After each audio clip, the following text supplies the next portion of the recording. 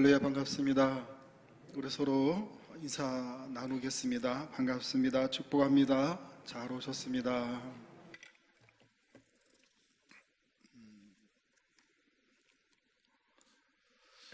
수요일 날 저녁에 나오시는 것은 좀 피곤한 일이고 힘든 일이지만은 이 시간 나오게 해주신 우리 주님을 또 감사하시고 또 주님 앞에 받은 말씀으로 또 남은 3일의 삶을 또 살아갈 수 있기를 주의 이름으로 축원드립니다.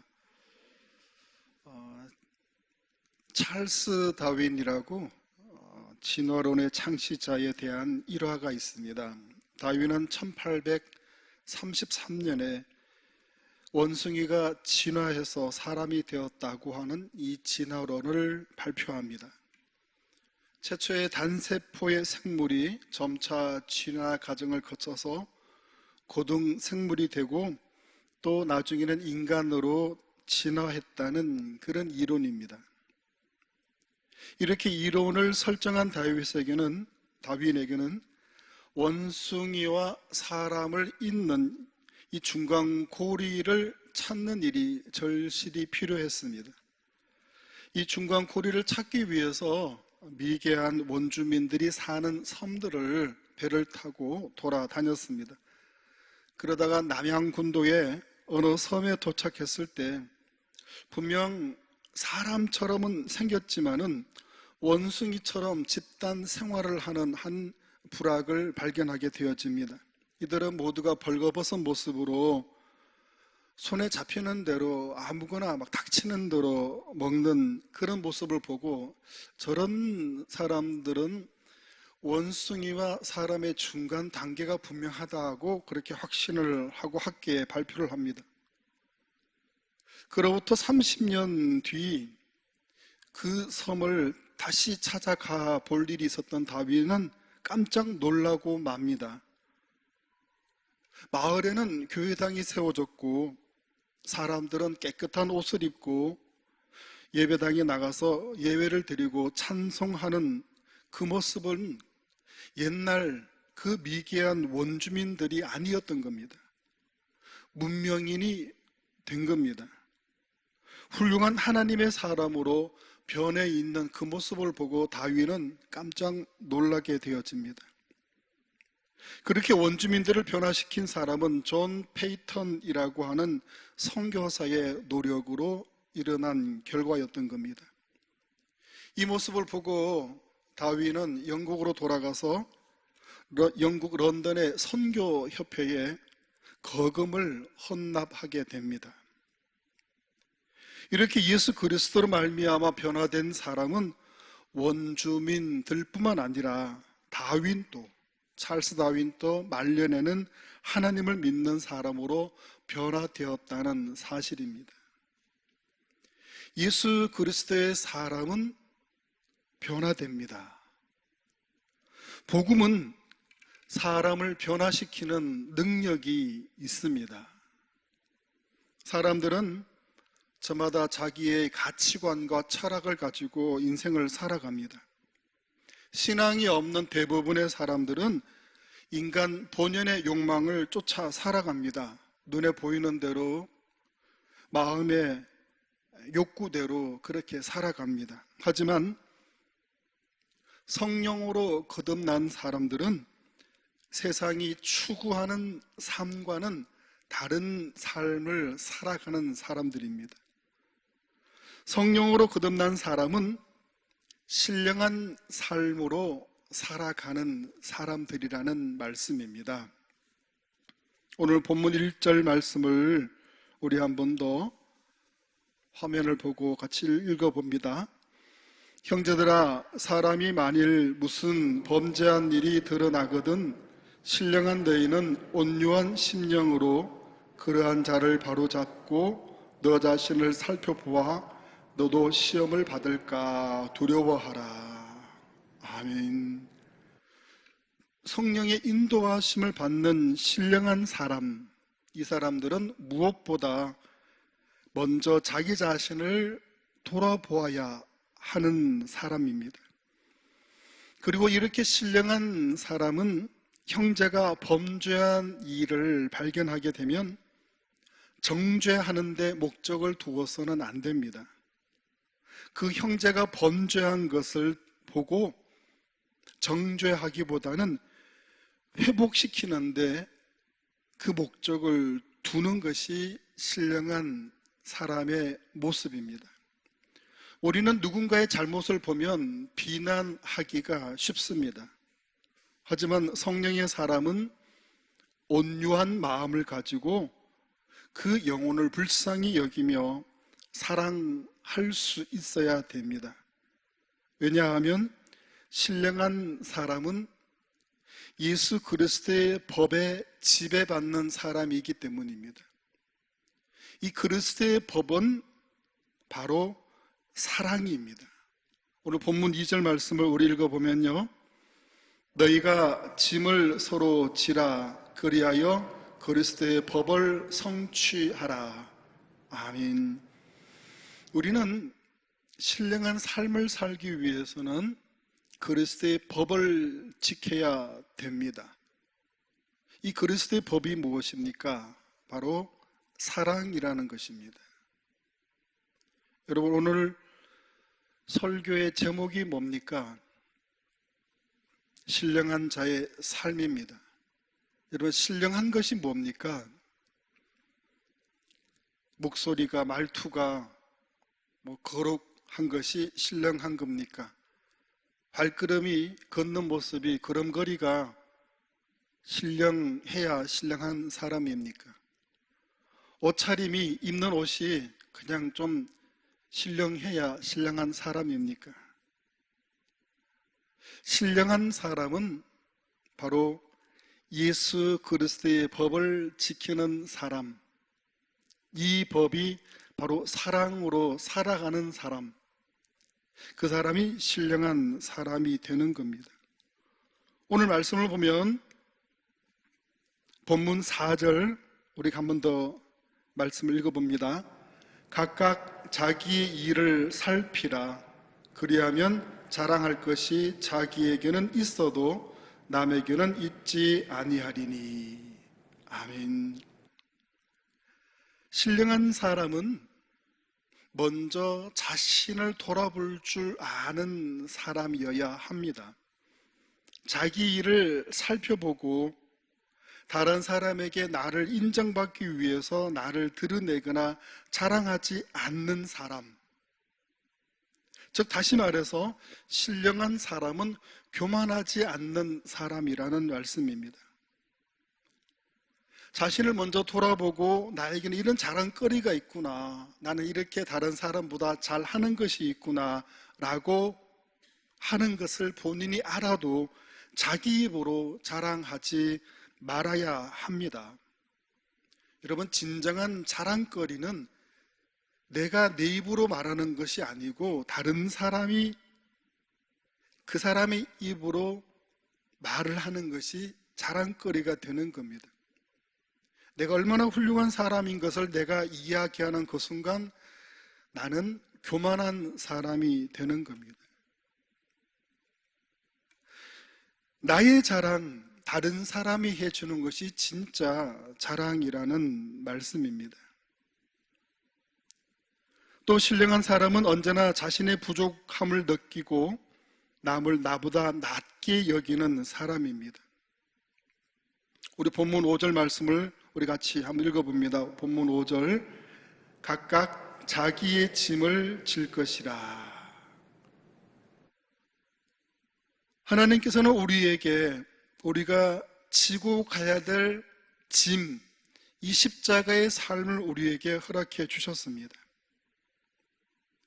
그러기 위해서는 우리는 헛된 자랑에 빠져서 세상에 치우치는 사람이 아니라 자신을 돌아보면서 주님께서 나에게 맡겨주신 그 사명을 깨닫는 사람, 그리고 주님의 맡겨주신 그 사명을 지고 가기에 예수 그리스도를 닮아가기에 힘쓰는 사람이 바로 신령한 사람이 된다는 사실입니다.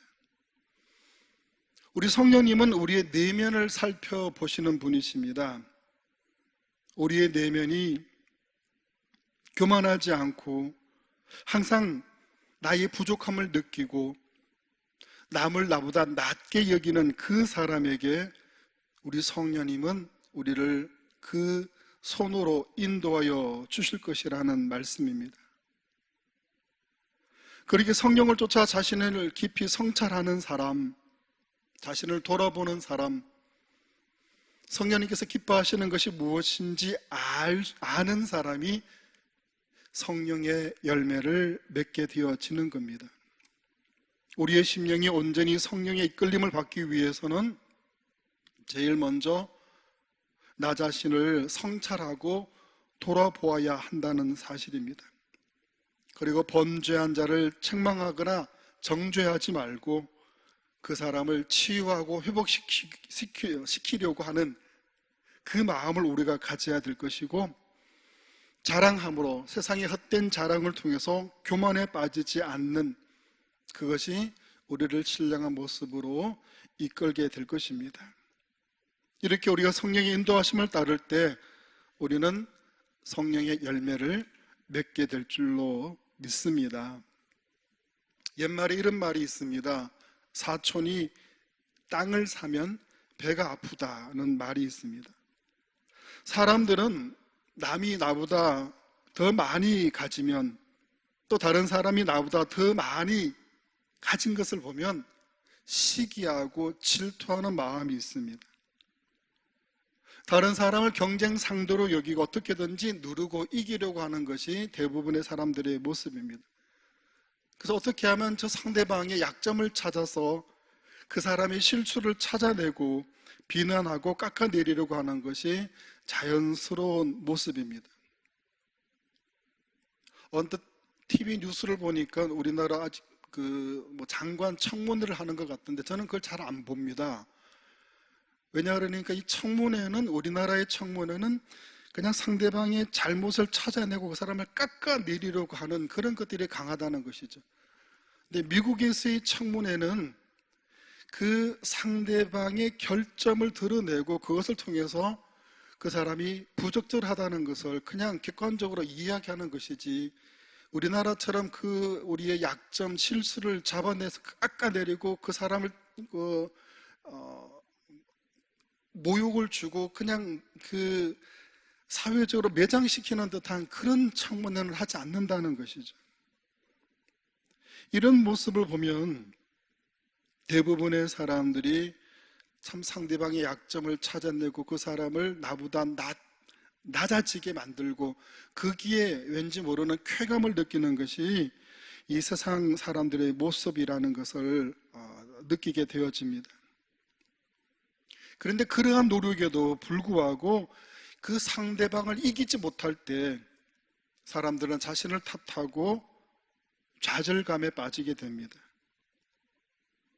또는 나보다 못한 사람을 보면 괜히 우월감에 빠지기도 합니다. 그러면서 자신을 자랑하거나 또는 상대방을 무시하는 그런 태도를 보이기도 한다는 겁니다. 그런데 그런 모습이 우리 교회 공동체 내에서도 있어서는 안 될 것이라는 사실입니다. 예수님을 믿는 성령의 사람들은 그러한 태도를 우리가 경계해야 되고 미워해야 됩니다. 오히려 신령한 사람은 다른 사람을 통해 하나님의 사랑을 우리가 느끼고 또 하나님 사랑을 전해줄 수 있어야 됩니다. 하나님은 우리를 만드시고 보시기에 심히 좋았더라, 그렇게 말씀하셨습니다. 다른 피조물들은 만들고 그냥 좋았더라 라고 하셨지만은 우리 사람을 만드시고는 심히 굉장히 매우 좋았더라. 얼마나 보시기 좋았으면 그리 말씀하셨겠습니까? 우리는 우리 옆에 있는 지체들을 보고 하나님 만드신 저 아름다운 피조물, 하나님 보시기에 심히 좋았는데 나도 저분을 보고 우리 형제를 보고 우리 자매를 보고 참 보기 좋다라는 그런 마음을 가져야 되지, 미워 죽겠다, 꼴 보기 싫어 죽겠다, 그렇게 한다면 우리는 그 모습에서 하나님의 사랑을 결코 찾아낼 수도 없고 하나님의 사랑을 전해줄 수도 없다는 사실입니다. 우리가 우리 안에 계신 성령님을 의지할 때 우리는 예수 그리스도의 성품으로 변화되어져 갈 줄로 믿습니다. 하나님은 우리를 그리스도를 닮아가는 자로 불러주셨다는 사실을 기억하실 수 있길 바랍니다. 우리를 불러주신 그 이유는 구원받고 천국 가도록 하는 그 목적도 있지만 우리의 신앙의 삶을 통해서 예수 그리스도를 발견하도록 하기 위하여 우리를 불러주셨다는 것도 기억하실 수 있기를 바랍니다. 그래서 우리는 큰 예수님은 우리 주 예수 그리스도이시고 우리는 작은 예수가 되어져야 됩니다. 우리의 모습을 통해 다른 사람들이, 불신자들이 예수님을 보는 듯한 그런 모습으로 살아갈 수가 있어야 되겠다라는 겁니다. 그러기 위해서는 우리 속 사람의 성령님의 인도하심을 통해 예수 그리스도를 닮아가려고 하는 그런 노력이, 그런 신앙생활이 우리에게 있어야 한다는 사실입니다.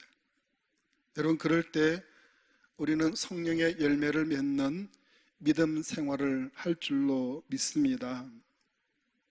오늘 본문 6절 말씀을 우리도 소리내어서 같이 읽어봅니다. 가르침을 받는 자는 말씀을 가르치는 자와 모든 좋은 것을 함께 하라. 아멘. 신령한 사람은 이 복음의 사역자들을 기쁨으로 섬기는 사람이라는 말씀입니다. 이렇게 섬기는 자는 자신의 것을 아까워하지 않고 자신의 것을 다 내어주며 언제나 그들과 신실한 믿음의 관계를 유지하는 자라는 말씀입니다. 이렇게 신령한 사람은 영적인 것에 올바른 투자를 할 줄 아는 사람입니다. 세상에 썩어질 것들을 위해 살지 않고 진리를 위해 투자할 줄 아는, 내가 무엇을 위해 투자해야 되는가 하는 영적인 눈이 열려진 삶을 살아가는 사람이 바로 신령한 사람이라는 말씀입니다. 그래서 우리는 우리 주변의 형제 자매들, 우리 믿음으로 살아가는 우리 지체들을 섬기며 그들과 더불어 하나가 되어 모든 좋은 곳으로 함께 할 수 있는 그런 은혜의 신앙이 되어질 수 있기를 축원드립니다. 우리 7절 8절 말씀 또 소리 내어서 같이 읽어봅니다. 스스로 속이지 말라. 하나님은 업신여김을 받지 아니하시나니 자기의 육체를 위하여 심는 자는 육체로부터 썩어질 것을 거두고 성령을 위하여 심는 자는 성령으로부터 영생을 거두리라. 아멘. 세상 사람들은 자신의 욕망을 위해 살아갑니다. 육신을 위해 썩어질 것을 심고 결국은 썩어 없어질 열매를 거두게 됩니다.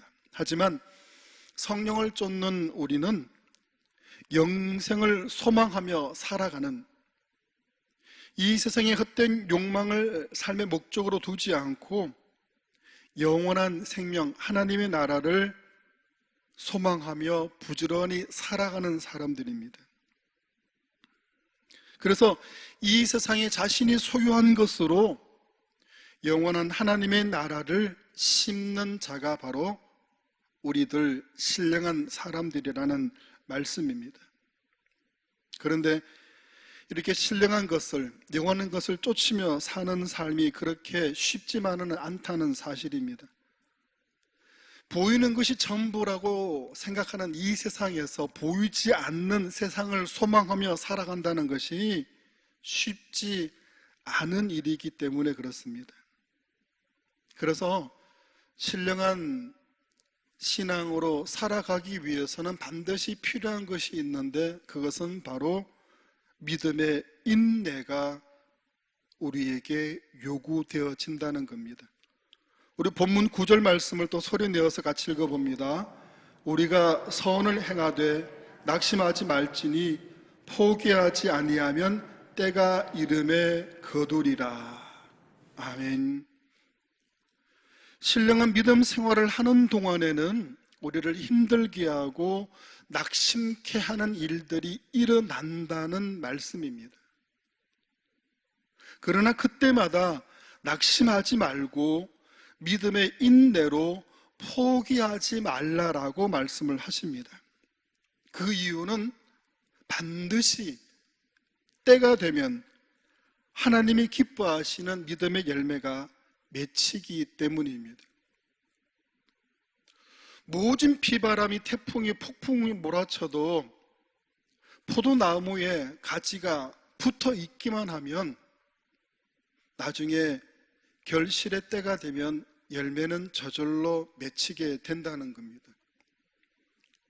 여러분, 신앙생활은 반드시 열매가 맺혀야 됩니다. 사과나무를 심었는데 사과가 열리지 않으면 그 나무는 아무 쓸모가 없습니다. 신앙으로 우리가 살아가는데 열매가 없다면 우리 신앙은 아무것도 아닌 것이 됩니다. 그런데 열매를 내가 맺으려고 하지 말아야 된다는 겁니다. 우리는 가지로서 그 나무에 붙어 있는 그것만 하면 된다는 겁니다. 어떤 시련, 모진 고통과 우리를 넘어뜨리려고 하는 환난이 닥쳐온다 하더라도 거기에 넘어져서 주님을 떠나버리고 교회를 덩지는 그런 삶을 살지 말고 어떤 일이 있더라도 주님 안에 붙어 있기만 하면, 우리가 믿음의 성도로 살아간다면 그 다음에 열매 맺는 것은 누가? 우리 하나님이 하시는 일이라는 사실입니다. 여러분, 얼마 전에도 비바람이 불어쳤는데 보니까 길거리에 막 가지가 떨어져 있고 막 낙엽이 막 이렇게 이파리가 뒹구는 그런 모습을 봤어요. 그런데 그 비바람에, 태풍에 붙어 있다는 게 얼마나 힘든 일이겠습니까? 얼마나 어려운 일이겠습니까? 그것은 누가 해야 되는 일이라고요? 그것은 내가 해야 되는 일이라는 겁니다. 그러면 때가 되면 반드시 열매를 맺게 될 줄로 믿으시기 바랍니다. 성령님은 어디에 계십니까? 우리의 성령님은 어디에 계십니까? 늘 우리 곁에, 내 안에 거하십니다. 그리고 우리를 돕기를 원하고 계시는 분이 우리 성령님이십니다.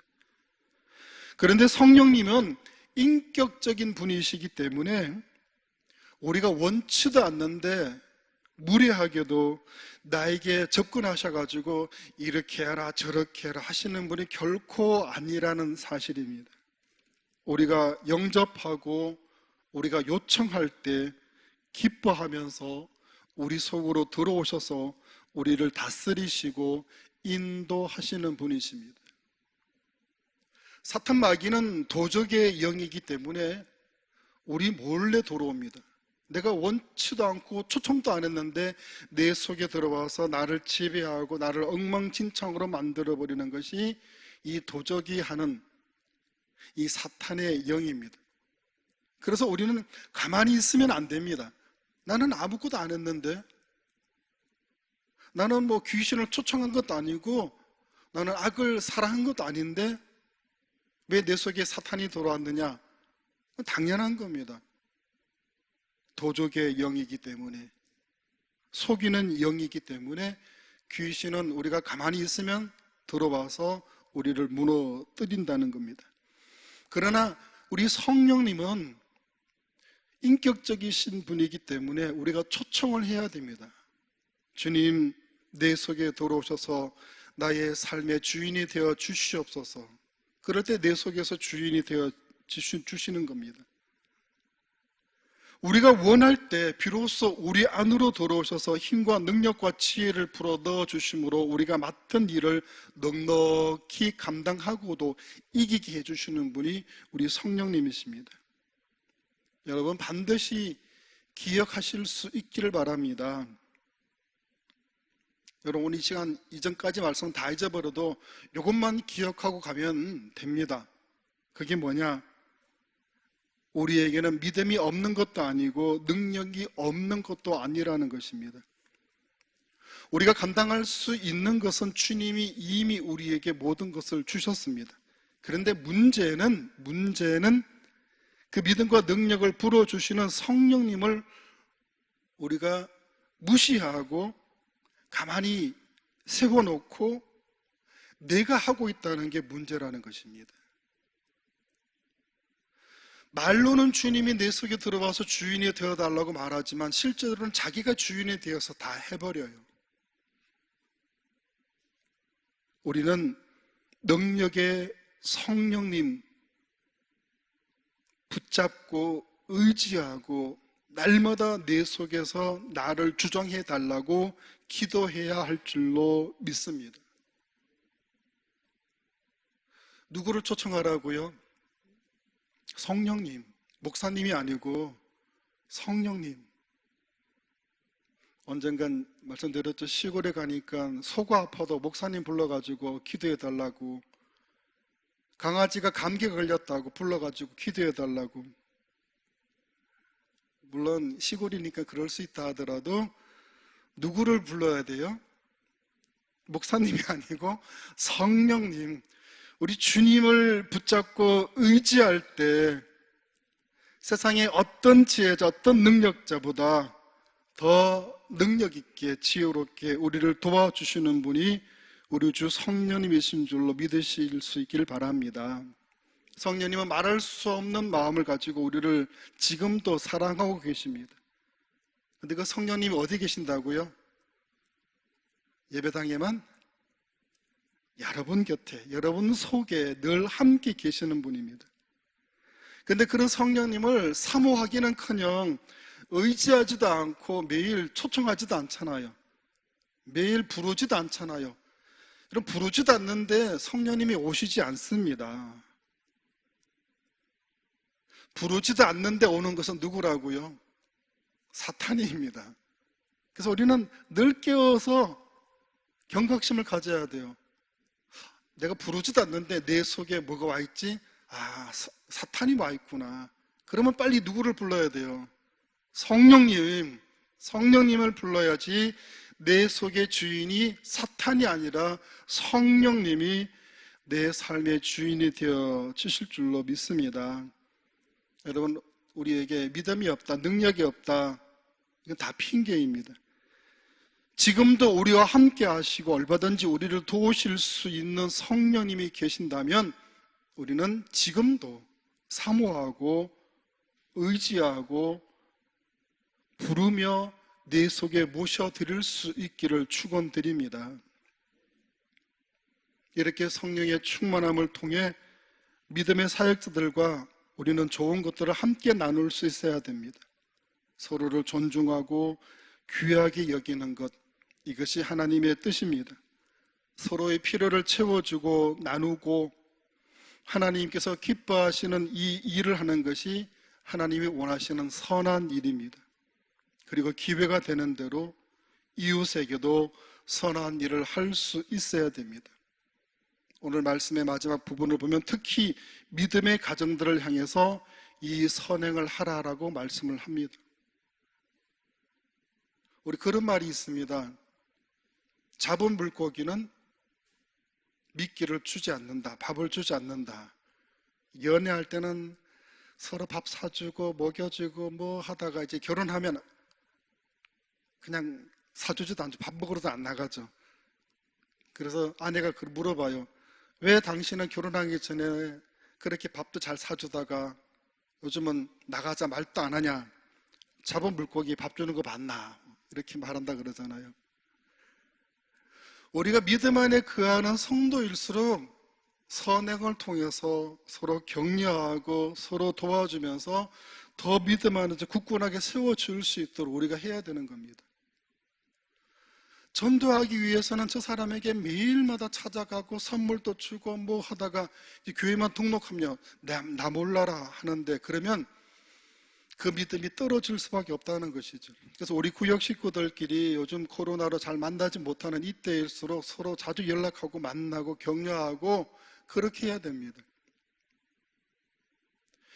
전도하는 것도 힘들지만은 그러나 이 전도하신 분이 믿음의 성장의 과정을 밟기 위해서는 또 그만큼의 도와주고 밀어주고 끌어주는 일이 있어야 된다라는 사실입니다.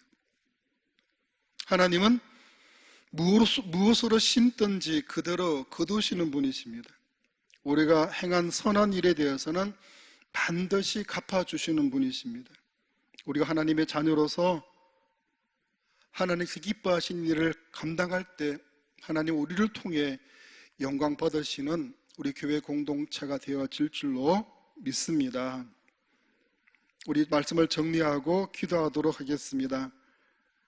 신령한 사람의 삶은 세상의 욕망을 쫓는 세상 사람들과는 다릅니다. 신령한 사람은 성령으로 거듭난 삶을 살아가는 사람들입니다. 세상에서의 성공을 삶의 목적으로 삼지 않습니다. 신령한 사람은 영의 눈을 들어 영원한 하나님의 나라를 사모하는 사람입니다.